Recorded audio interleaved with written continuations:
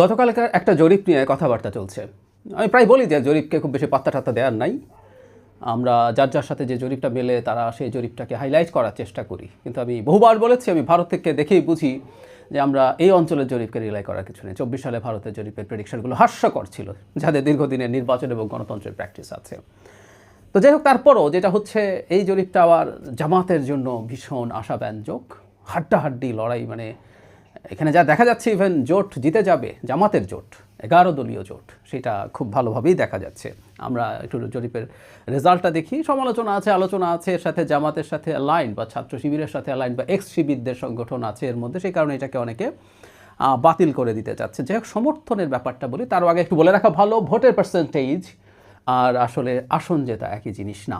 আমরা যেহেতু first pass the পোস্টে আছি, এটা আমরা মানতে প্রস্তুত। আমি অনেক সময় বলেছি জামাতের পপুলার ভোট, মানে ভোটের পার্সেন্টেজ এবার বেশ বাড়বে, কিন্তু জামাতের সিট জেতার সম্ভাবনা আসলে খুব বেশি বাড়বে না। সিট অবশ্যই বাড়বে, তাদের সর্বশেষ এককভাবে নির্বাচনের ফলাফল 96 সালে ছিল 3টি সিট, তার চেয়ে নিশ্চয়ই অনেক বাড়বে, কিন্তু ভোটের পার্সেন্টেজ যা হবে সেটাতে প্রপোর্শনালিও যা পাওয়ার কথা সেটা তারা পাচ্ছে বলে আমি মনে করি না। যাই হোক, জরিপে দেখা যাচ্ছে বিএনপির সমর্থন, মানে বিএনপিকে ভোট দিতে ইচ্ছুক 34.7%, 33.6% ভোট দিতে চায় জামায়াতকে, মানে 1.1% মাত্র মার্জিন। এনসিপি 7.1%, ইসলামী আন্দোলন 3.1%, অন্যান্য দলকে 4.5%, সিদ্ধান্তহীনতায় 17%। আমরা একটু অঙ্কটা একটু বুঝি, মানে জামাতের জোট যে জিতে গেছে এই ভোট, এটা দেখে কিভাবে বলছি। একের মাত্র গ্যাপ আছে, কিন্তু ওদিকে এনসিপি এবং ইসলামী আন্দোলন মিলে 10%-এর মতো। তার মানে ওই জোটে যদি ইসলামী আন্দোলন জোটে থাকে, শোনা যাচ্ছে তাদের সাথে একটু কনফ্লিক্ট আছে, তার মানেটা হচ্ছে বিএনপি চেয়ে 9% এগিয়ে গেল এই এক্সিস্টিং অবস্থাতে, আর 17% এখনও ভোট দিতে সিদ্ধান্ত, মানে কাকে দেবেন সেই সিদ্ধান্ত তারা এখনও নেননি। মানে বিএনপিকে এই 9% কভার করে 17%-এর মধ্যে 10-11% ভোট পেতে হবে। আবারও বলছি, এটা হলো ভোটের ব্যাপার, যে তার অংশ না, কারণ হলো বেশি পপুলার ভোট পেয়েও পরাজিত হওয়া খুবই সম্ভব এক্সিস্টিং সিস্টেমে। তারপরও মানে তারা অনেক জিতে যাওয়ার প্রবাবিলিটির কথা বলছি। যাই হোক, কীভাবে দেখব, কেউ একটা কথা বলার চেষ্টা করছেন যে এখানকার একটা সংস্থা আগে ডাকসুর নির্বাচন নিয়ে একটা ভালো প্রেডিকশন দিয়েছে, তাদের যে পোল হয়েছে সেটাকে সমর্থন করেছে। এটা খুব হাস্যকর যুক্তি। কারণ হচ্ছে, মানে এটাও যে সঠিক এটা বলা যাবে না, কারণ ডাকসু নিয়ে খুব সিগনিফিক্যান্ট অনেক পোল হয়েছে, অন্যগুলো সব মিথ্যা প্রমাণিত হয়েছে, এনারা সত্য প্রমাণিত হয়েছেন, তখন একটা কথা হতে পারতো। মানে এটা যদি এরকম হয় যে তারা অপিনিয়ন পোল তো আসলে মানুষের অপিনিয়নের উপরে ইনফ্লুয়েন্স করার জন্য, আমি ধরে নিচ্ছি তাত্ত্বিকভাবে, আমি এটা শতভাগ ক্লেম করছি না, যে তারা জামাত শিবিরকে অনেক এগিয়ে রাখতে চান, তো ওটার তো সম্ভাবনা আছে। ওটা হয়ে গেল, এখন সেটাকে বিরাট সাফল্য হিসাবে দেখানো হবে। মজার ব্যাপার, ডাকসু নির্বাচনে যখন প্রচুর শোরগোল হচ্ছিল, ছাত্র শিবির জিতে যাবে এই আলাপ অনেকেই করেছেন, অনেক বিশ্লেষক করেছেন। আমি নিজেও ছাত্র শিবির জিতে যাওয়ার সম্ভাবনা অনেক বেশি সেটা বলেছি। ছাত্র শিবিরকে ভোট না দিতে, অন্য যে কেউকে ভোট দিতে বলেছি, এটা আমার একটা পলিটিক্যাল ইডিওলজিক্যাল কারণে। আমি মধ্যপন্থী মানুষ, ছাত্র শিবিরকে ভোট না দিতে বলেছি, কিন্তু ছাত্র শিবির ভোটে জিতে যাবে, এটা আমার নিজের ভিডিও, যে কেউ এ সময়ের ভিডিও দেখে আসতে পারেন, টক শোতে বলেছি।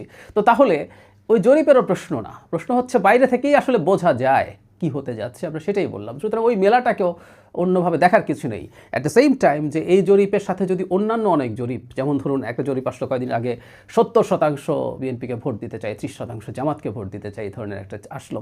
তো ও সঠিক না এ সঠিক, আমরা পরীক্ষা করার মতো কোনো পরিস্থিতি হয়নি। বা ওই প্রতিষ্ঠান যদি ডাকসু নিয়ে করতো এবং সেখানে যদি তারা পরাজিত হতো, তাহলে বুঝতাম যে তাদেরটা একদম কোনোভাবে ম্যানিপুলেটেড বা ভেস্টেড ইন্টারেস্ট আছে।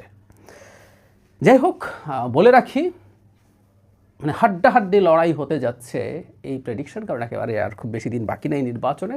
বরং দিন যত যাবে, অ্যাপারেন্টলি অনেকে বলেন যে জামাতের জোটের ভোট বাড়বে, কারণ বিএনপির গ্রাসরুটের অনিয়ম, দুর্নীতি, চাঁদাবাজি, টেম্পু স্ট্যান্ড ইত্যাদির কারণে অনেক যারা বলছেন। তো সুতরাং হাড্ডাহাড্ডিও না, যত সময় যাবে তারা তত ভালো করে ফেলবেন, এই পারসেপশন হতে পারে।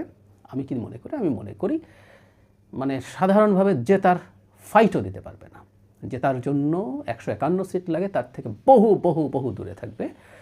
কিছু ইলেকশন ইঞ্জিনিয়ারিংয়ের কথা শোনা যায় তাদের দিক থেকে, প্রশাসন মিলে সব কিছু করেও আসলে খুব ফাইটের অবস্থায় যেতে পারবে না। তবে হ্যাঁ, নির্বাচনটা যাতে সঠিক হয়, আমাদের নাগরিকদের সেই ব্যাপারে সতর্ক থাকা দরকার। পার্টিসিপেটিং পার্টিগুলো, বিশেষ করে বিএনপিরও সতর্ক থাকা দরকার।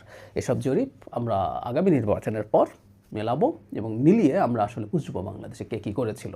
এটা বলে আবারও শেষ করি, উইকিপিডিয়ায় 2024 সালে ভারতের নির্বাচনের জরিপ শুধু ওই সময়ের আগের জরিপ না, এক্সিট পোল, মানুষ ভোট দিয়ে বের হয়ে বলেছে যেটা, সেই জরিপও কত ভুল প্রমাণিত হয়েছে ওইখানে দিকে দেখলেই বুঝতে পারবেন। সেটার কারণে আমরা অনেকে এই জরিপকে নিয়ে খুব কথাবার্তা বলছি।